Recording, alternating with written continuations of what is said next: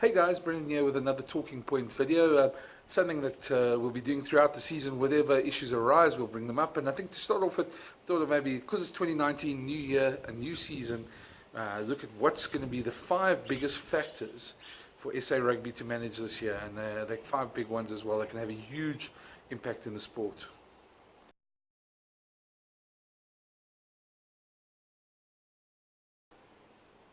So yeah, it goes. Let's kick it off straight away. Number 1. There's always, hence the one that overshadows the whole year. It's the Rugby World Cup, the William Webb Ellis Trophy. Watching this in Japan in September, this is the big one. Everything's geared towards that. Rassie Erasmus, everything he's doing this year is geared towards that tournament as well. And to have the Springboks there, they had the win in Wellington. They showed some glimpses, but ultimately, 2018 ended off with a lot more disappointments than they probably would have had. They made progress, but they didn't get to exactly where they would have wanted to get by this time of the season. This year, there's only 4 warm-up tests. There's a 5th one against Japan just before the World Cup as well, but there's not a lot of time to do anything, to do preparation. So Super Rugby becomes your preparation. So in a World Cup year, the biggest thing for Springbok Rugby, for SA Rugby, etc., will be the World Cup. Everything hangs on that. We all know the fans, the players, the public, all. The Springboks' success is a big thing. And it's good to have a good build-up. I think there's a nucleus of a team that's going to do really well. But there are some factors that they have to look at as well. And we'll probably deal with that in a separate video at some point. But for now, I think the Rugby World Cup, the planning for that, the preparation, and of course the tournament. It's a 7-week journey where if you get everything right, you lift that beautiful Webb Ellis Trophy as well, and you can claim to be world champions as well. It would be nice to see somebody else other than the All Blacks win the World Cup as well. I think South Africa have got a chance. I think it's probably the most wide open World Cup in years. Ireland looking exceptionally strong after their win over the All Blacks. England looked like a team that are building as well under Eddie Jones. Maybe not be long term, but for the next year, I think England are still a big factor. Scotland and Wales can both cause upsets. They're both teams that I don't think Scotland will get there, but Wales are the type of team that's a surprise. Good defence, and Warren Gatland's a very, very, very good and very astute coach as well. So there's a lot of talk there. What's going to happen with Australia? We don't know. Michael Cheika, he's surviving at the moment, but how's that going to affect their World Cup preparations? Argentina tend to do well at World Cups, but I think the biggest factor for SA Rugby is that the Springbok team are at their best at this tournament.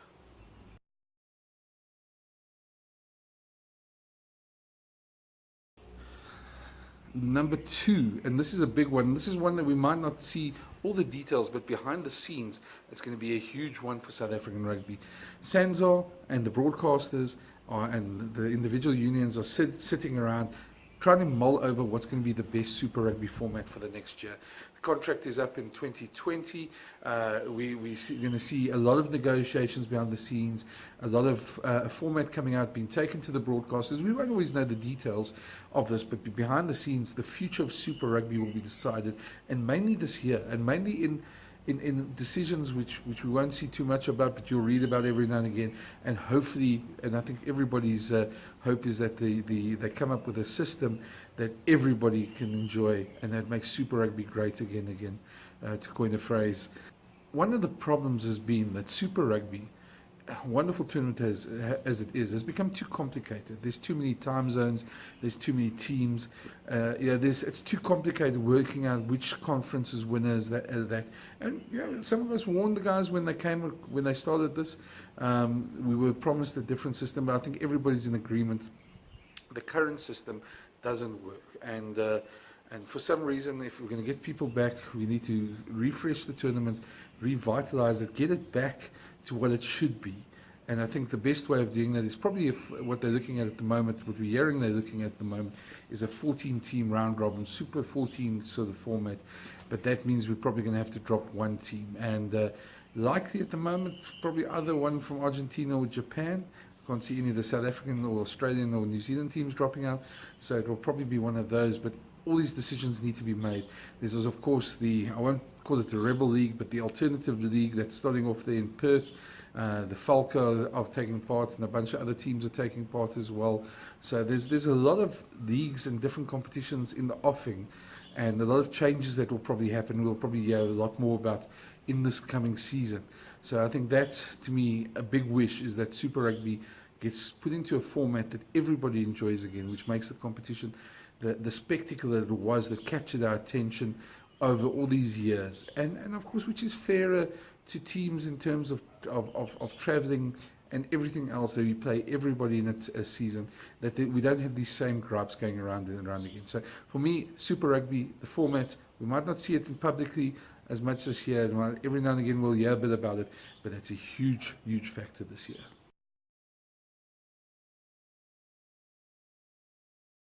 Number 3, the new contracting system that's coming in SA Rugby.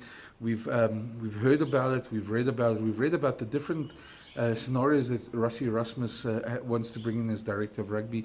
He wants to halve the number of professional players in the country. We want to limit teams to 40 to 45 players in the squad, and just make rugby a bit more streamlined. And yeah, at the moment, I don't think there's anybody who disagree that there probably are too many professional rugby players in this country. We have a wealth of talent, but it doesn't help when a lot of those talent, especially at some of the bigger Super Rugby teams, you see players sitting around. Juniors teams at the Western Province had, and the Bulls, I think, had over 45 under 21s contracted last year. When you have situations like that where there are too many players that don't get game time, they don't play, and eventually get disillusioned. And it's not good for talent as well. So that talent should be spread around a little bit more. If the contracts are halved, if teams are forced to only have 40 to 45 players in their Super Rugby or Pro 14 squads, we'll see a bit of a better spread as well. And that could eventually come back to revitalizing like the club game or the university game, the Varsity Cup, where some of those players will go back into that system and obviously help strengthen that system. And a lot of the smaller unions will probably get some of those players as well. So there's a lot of I suppose, advantages as well. You don't always see the disadvantages until things happen. There's obviously going to be players who are going to fall through the cracks, players we're going to lose to overseas. There's going to be players who are not going to get contracts, who maybe would be great backup players who should be playing the game, who maybe don't get that opportunity because of the limited squads. So I suppose we'll have to implement it first to see where the flaws are. But it'll be very interesting to see where those flaws are. And how that changes rugby. I think financially, South African rugby needs lesser players because we're playing a lot of players, and we're not competing against the yen and euro and pound at the moment. And the only way we're going to really do that is by actually limiting the amount of players, using our resources better, and making sure that we keep the players we want in South Africa here. You're always going to lose players overseas, but if you can keep most of them here in South Africa, that will really be a good start as well. So that's going to be a big thing. We'll have to see how it's implemented. It hasn't been 100% accepted yet. There have been provinces who have already made that move towards that. But I think in the next year, we're probably going to see a lot more of that happening, and a lot more, I don't know what the word is, or a lot more, I suppose, a bit of chaos in our local rugby circles until this settles down and we have a system that everybody buys into. But once we do, I think streamlining South African rugby would be a great thing as well, and it'll be interesting to see. But then we'll see that play over the next year, and that's the third point in this year's top 5.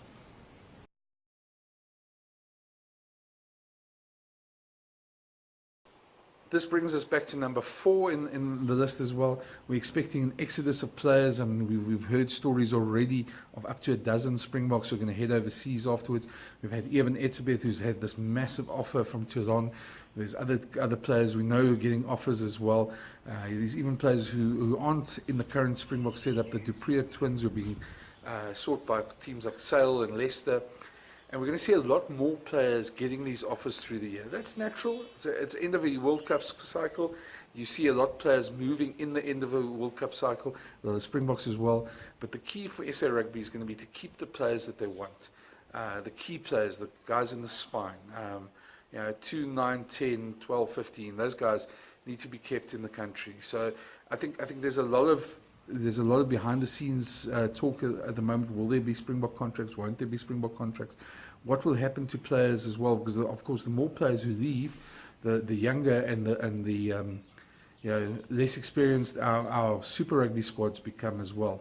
So I think there's going to be a lot going on there behind the scenes. But if we see a lot of players leaving, the country at the end of the year. A lot of Springboks. It means Rassie Erasmus probably either has to alter his policy in what he picks, or he's going to start with a very young squad going into 2020 as well. So that exodus players, those fights are behind the scenes between agents and contracts and union officials and SA Rugby. But there's going to be a lot going on behind the scenes. You're going to hear a lot of rumours of players going to places, and hopefully South Africa can keep a number of that Springbok team, the nucleus of the Springbok team, together.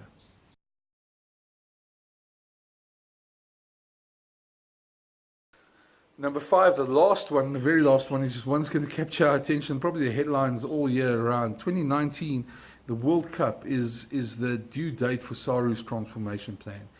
They've got targets that they set 5 years ago, not just on the field, although the Springboks are probably the one that everybody's going to look at, but the transformation targets, which are supposed to be at 50% at the end of this 2019 season, go a long more way beyond that. It goes between employee composition and rugby unions. It goes in team management, in a number of different factors. Employment equity becomes a bigger thing this year, and especially because SA Rugby are going to be judged by how well they hit their targets.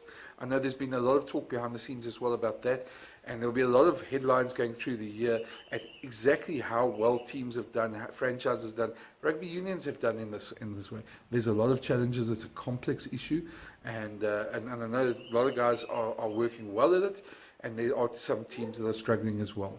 So that's going to become a big issue, and especially as we get close to the World Cup. Everyone's going to look at the composition of the Springbok squad for the World Cup, but that's not where the focus should be. That is one part of the focus, but the focus on how well rugby unions, the 14 rugby unions, have hit their transformation targets this year, well over the last 5 years, will be very interesting, and there'll be a lot of political scrutiny of that. And of course, it will tend to influence the game as well, and a lot of our talking points around the water cooler as well. Saru committed themselves to these transformation targets. How well they've got them is going to be a very interesting point, and I think that's something to watch over the next year as well. Okay, so that's it. That's our top 5 for the year, and that is what I believe probably the top 5 issues for the year for SA Rugby are. Obviously, there's a lot on the field. Results always take precedence, how teams do. But those are 5 issues that I think we're going to see dominating quite a few of the headlines away from the field this season as well. Rugby World Cup's a huge one. It looms over everything. And how the Springboks do tends to be how we see our year as well. So, yeah, let me know what you think. Do you agree with those 5? What do you think of the 5 that I chose? Let me know what you think. If you reckon there are others that I didn't mention, please mention them. We can address them in another video. But these talking points are going to happen throughout the season on this channel, and it'll be something I'll be bringing up a lot more as these things arise in the season. Remember one thing, remember the subscribe button at the bottom, please. Please subscribe. Remember that little bell over there if you want to get notifications when new videos come up. There'll be weekly videos as well. There'll be some Super Rugby previews as well. And there'll be some in-depth stuff and some play interviews coming up on this channel as well. So please have a look. Let me know what you think. Tell me if you agree with this stuff. And yeah, see you next video.